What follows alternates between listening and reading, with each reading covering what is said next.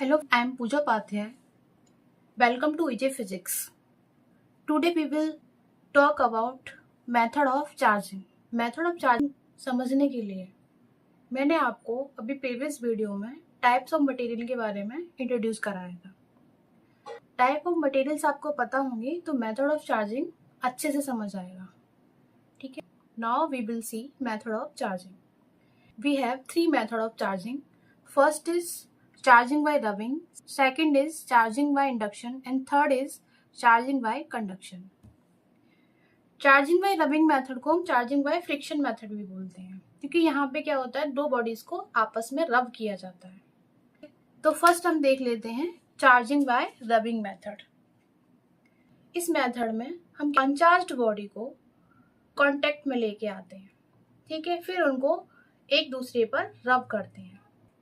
हम देखते हैं कि एक बॉडी पॉजिटिव चार्ज हो जाती है और दूसरी बॉडी नेगेटिव चार्ज हो जाती है. ऐसा क्यों होता है? कि ऐसा ट्रांसफर ऑफ इलेक्ट्रॉन की वजह से होता है. ठीक है, चार्जिंग और रबिंग मेथड में इलेक्ट्रॉन का ट्रांसफर होता है one body to another body.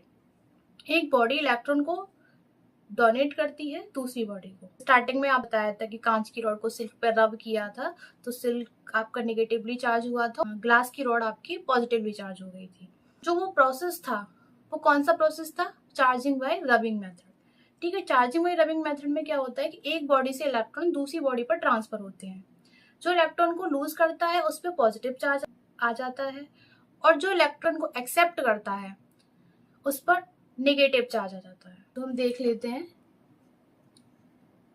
when two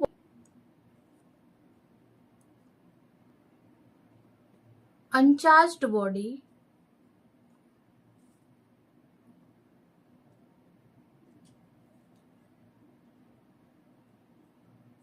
rubbed together, जब दो अनचार्ज्ड बॉडी को हम आपस में रब करते हैं, then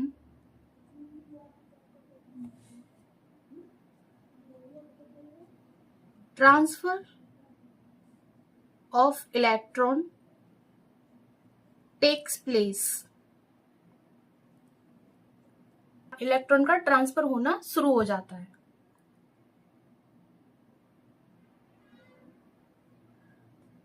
One body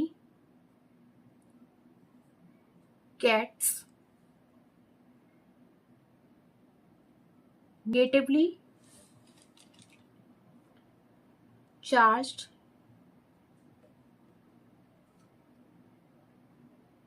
and other gets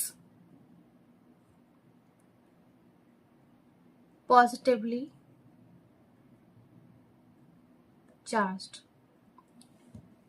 When two uncharged body rubbed together, then transfer of electron takes place.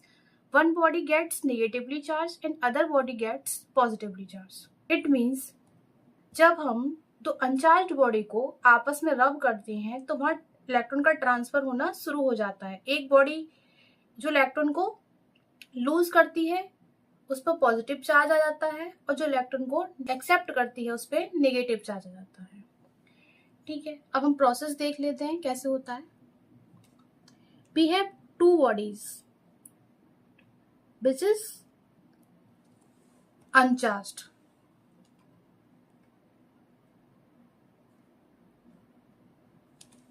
ठीक है, ये दोनों बॉडी कैसी हैं? अनचार्ज्ड है. अब हमने क्या किया, इन दोनों को आपस में कांटेक्ट कराया और फिर रब करना स्टार्ट किया.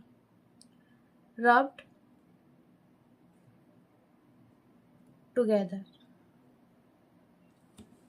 ठीक है, तो क्या होगा, एक बॉडी इलेक्ट्रॉन को दूसरी बॉडी को ट्रांसफर करेगी. ठीक है, तो जो इलेक्ट्रॉन को डोनेट कर रही है उस पे क्या आ जाएगा? Positively charged. मींस इस बॉडी पे आ जाएगा आपका पॉजिटिव चार्ज एंड दूसरी बॉडी जो इलेक्ट्रॉन को एक्सेप्ट कर रही है इस पे आ जाएगा नेगेटिव चार्ज. तो ये बॉडी कैसी हो जाएंगी? Charge in opposite nature. Oppositely charged, right. I hope आपको चार्जिंग बाय रबिंग मेथड समझ आया होगा। Charging by rubbing method insulator के लिए यूज होता है। It is use for insulators, because insulators के पास में फ्री इलेक्ट्रॉन्स नहीं होते हैं मूव करने के लिए, ठीक है। तो इनको जब हम रब कराते हैं आपस में, तब इलेक्ट्रॉन्स को एनर्जी मिलती है, और एनर्जी मिलती है तो इलेक्ट्रॉन मूव करना स्टार्ट कर देते हैं, ठीक है। नेक्स्ट हम देख लेते हैं charging by induction. Charging by induction, charging by induction में क्या होता है? If a charge body brought near uncharged body without any physical contact, ठीक है। हम एक चार्ज्ड बॉडी को अनचार्ज्ड बॉडी के पास रख देते हैं विदाउट एनी फिजिकल कॉन्टेक्ट, उसका कोई फिजिकल कॉन्टेक्ट बिना कराए। तो क्या होता है, हमारी जो अनचार्ज्ड बॉडी है वो चार्ज हो जाती है, ठीक है, अपोजिट इन नेचर में चार्ज हो जाती है। If a charged body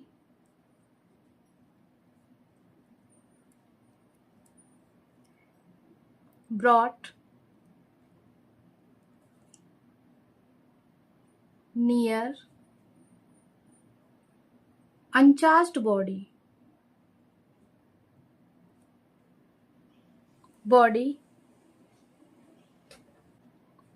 without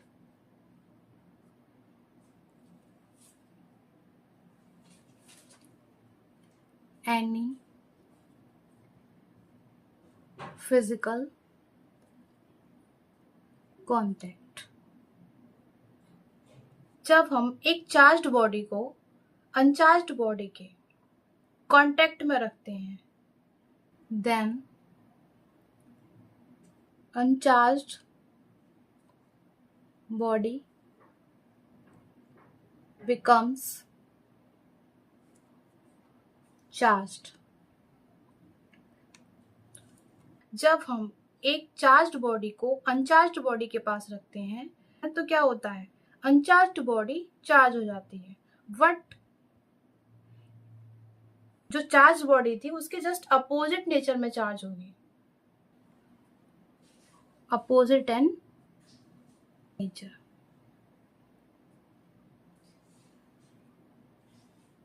in nature, ठीक है।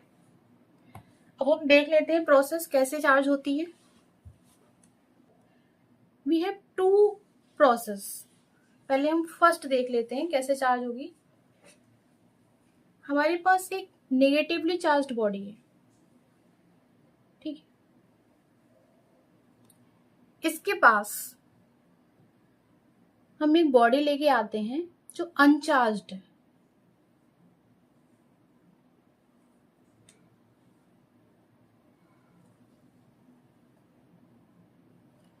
और ये हमारी नेगेटिव चार्ज बॉडी है, ठीक है।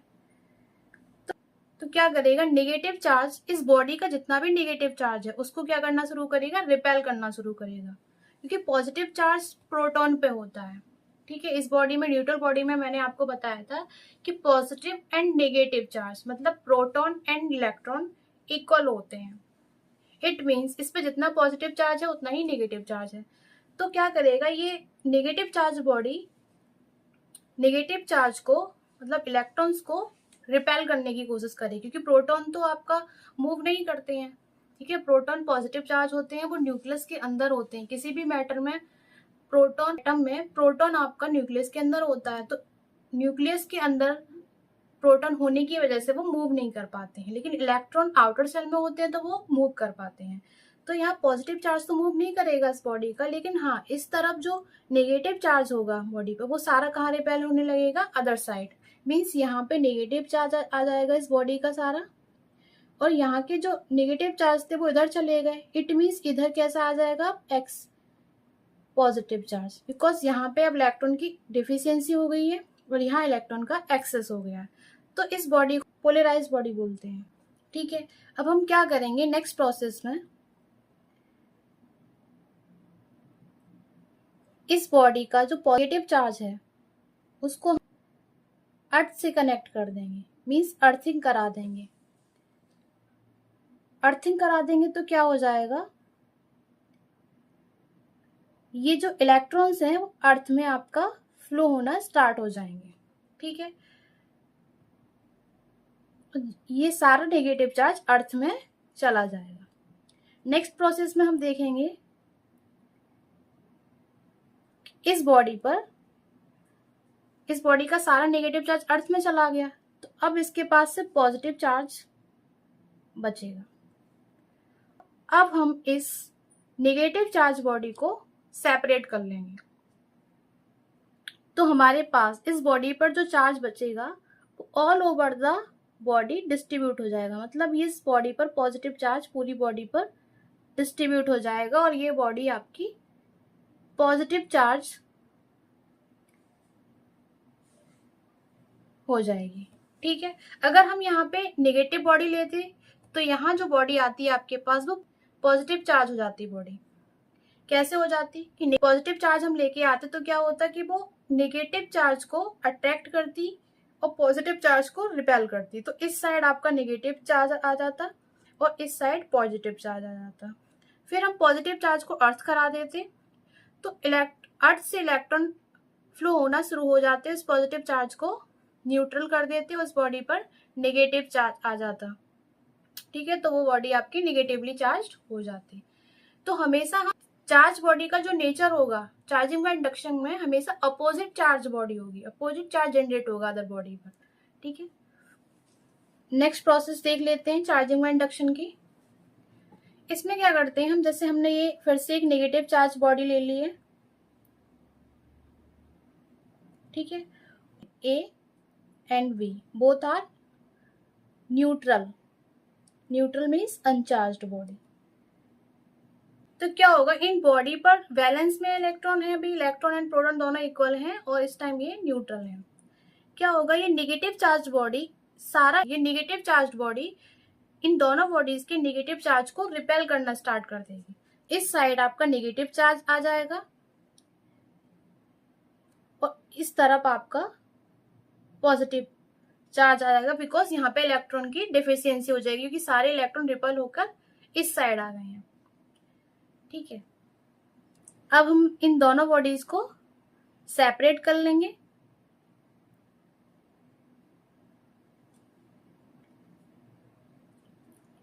इस बॉडी पर पॉजिटिव चार्ज डिस्ट्रीब्यूट हो जाएगा एंड इस बॉडी पर नेगेटिव चार्ज डिस्ट्रीब्यूट हो जाएगा। ये वाली बॉडी पॉजिटिवली चार्ज हो जाएगी और ये वाली बॉडी नेगेटिवली चार्ज हो जाएगी। ये दोनों प्रोसेस चार्जिंग बाय इंडक्शन की हमने देख ली। नेक्स्ट हम देख लेते हैं charging by conduction. Now we will see charging by conduction. Charging by conduction में क्या होता है, एक अनचार्ज्ड बॉडी को चार्ज बॉडी के क्लोज लेके आते हैं तो अनचार्ज्ड बॉडी भी चार्ज हो जाती है सेम नेचर में। जो चार्ज बॉडी के पास चार्ज होता है वही चार्ज अनचार्ज बॉडी के पास भी आता है, लेकिन उसका डिस्ट्रीब्यूशन दो तरीके से होता है। ठीक है, जो हम अभी पढ़ेंगे, एक होता है आइडेंटिकल, जब आपकी बॉडी का शेप एंड साइज दोनों सेम होते हैं तो वो इक्वली डिस्ट्रीब्यूट हो जाते हैं।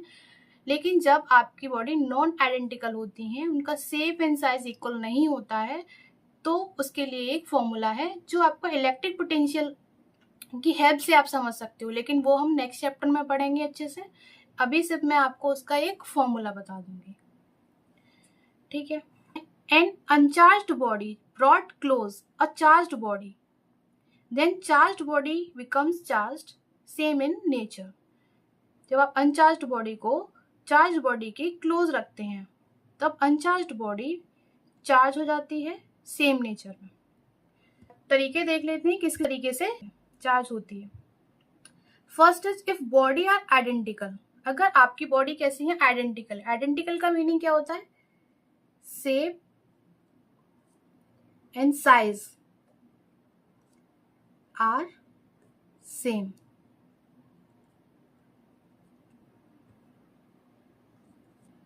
Let we have two spheres connected to each other and radius of sphere is capital R and capital R. इन पर जो आफ्टर कंडक्शन चार्ज का डिस्ट्रीब्यूशन होगा वो कैसे होगा? लेट इस पर चार्ज आपका Q1 है एंड इस पे आपका Q2 है, ठीक है। तो आफ्टर कंडक्शन आपके पास इन दोनों बॉडीज पर चार्ज कितना आ जाएगा ये हम देखेंगे। लेट इस बॉडी पर चार्ज Q1 डैश आ जाता है और इस बॉडी पर चार्ज Q2 डैश आ जाता है। तो आफ्टर कंडक्शन इन दोनों बॉडीज पर चार्ज इक्वली डिस्ट्रीब्यूट हो जाता है। Q1 dash and Q2 dash पर charge Q1 plus Q2 by 2 आता है, ठीक है। दोनों बॉडी पर चार्ज इक्वली डिस्ट्रीब्यूट हो जाता है, मतलब Q1 dash and Q2 dash की वैल्यू इक्वल आती है। दूसरा तरीका है हमारे पास, if bodies are non identical. Non identical का मीनिंग क्या होता है? शेप एंड साइज में डिफरेंट होंगे। Shape and size are different, ठीक है। तो let be have two sphere which has radius R1 and R2। आपको देखने में ही लग रहे हैं दोनों का शेप एंड साइज डिफरेंट है। इन दोनों स्फीयर को एक कंडक्टिंग वायर से कनेक्ट करा दिया है। आप दो बॉडीज को कांटेक्ट में दो तरीके से लेके आ सकते हैं, या तो आप उनको आपस में टच करा दो, ठीक है, या फिर आप किसी कंडक्टिंग वायर से कनेक्ट करा दो, ठीक है। तो हमने यहाँ पे इन दोनों बॉडीज को कंडक्टिंग वायर से कांटेक्ट करा दिया है। तो आफ्टर कंडक्शन हम देखते हैं कि इस बॉडी पर चार्ज Q1 डैश और इस बॉडी पर चार्ज Q2 डैश आ जाता है। अब हमें Q1 dash and Q2 dash की वैल्यू को फाइंड करने के लिए इन दोनों फॉर्मूले का यूज करना होता है। डैश पे निकाल रहे हैं तो R1 मल्टीप्लीकेशन में आएगा एंड Q2 डैश पे निकालेंगे तो R2 मल्टीप्लीकेशन में आएगा। तो इन फॉर्मूले की हेल्प से हम किस नॉन आइडेंटिकल बॉडीज पर चार्ज फाइंड आउट कर सकते हैं। इंडक्शन मेथड पे आपके एग्जाम में कई सारे क्वेश्चंस आते हैं, ठीक है। तो हम कुछ वैल्यूज देके इन दोनों प्रोसेस को समझ लेते हैं। फर्स्ट प्रोसेस में हम देख लेते हैं, Q1 को हमने वैल्यू दे दी है Q एंड Q2 अनचार्ज है, इस पे वैल्यू, इसलिए इस पे चार्ज आपका कितना आएगा 0, ठीक है। आफ्टर कंडक्शन हम देखते हैं Q1 dash and Q2 dash की वैल्यू क्या आएंगी। दोनों चार्ज को हमें ऐड करके और हाफ करना है, तो हमारे पास Q1 कितना है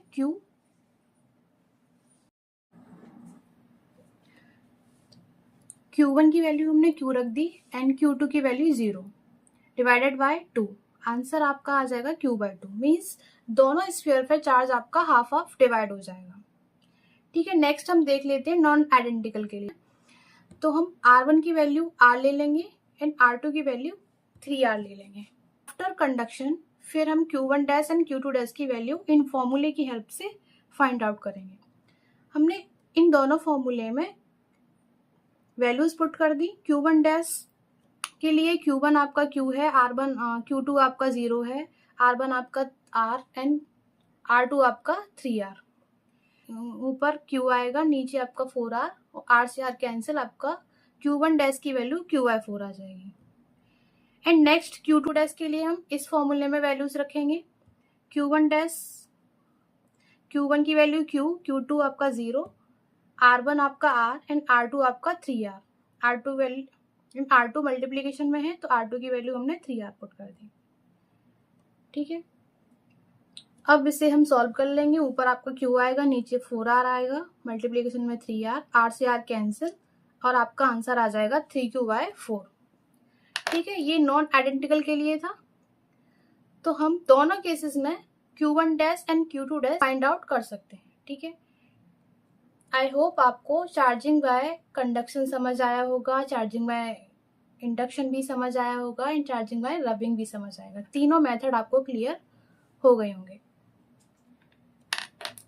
thank you. Thank you for watching. Like, subscribe and share.